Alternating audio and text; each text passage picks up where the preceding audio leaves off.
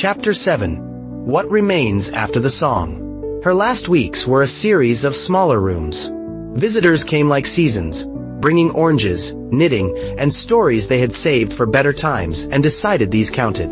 Graham's father visited once, then again, as if he were experimenting with humility like a new instrument. In the presence of the inevitable, men make choices about who they will be after.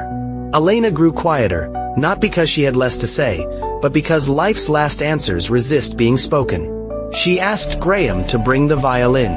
On a day with thin sunlight, she played a simple piece with pauses that stretched like bridges across water.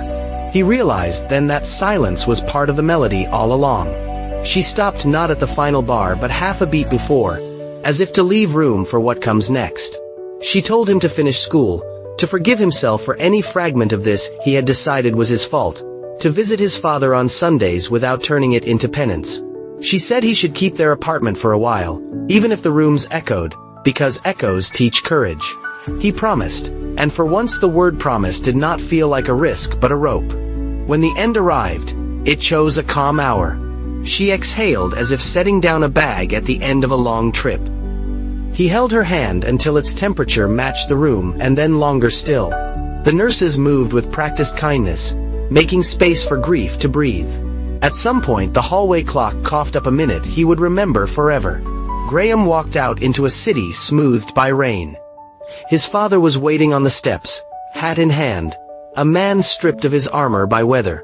For a moment they were neither magnate nor son, just two human beings holding what had been taken from them by the same sky.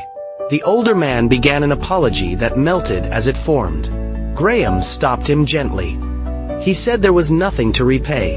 There was only the task of carrying forward what had been given freely. In another life he might have taken pride in such a sentence. Now it was simply true. They stood together until the rain decided it had said enough. Years later, when this tale is told by a man who has watched a number of winters, what remains are not the hospital rooms or the checkbook shame or even the courthouse vows.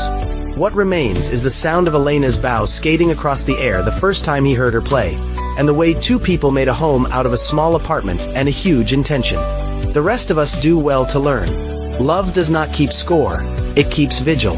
If this story moved you, please subscribe to the channel, activate notifications, give the video a like, leave a comment with your favorite moment, and share it with someone who needs a reminder that love keeps vigil.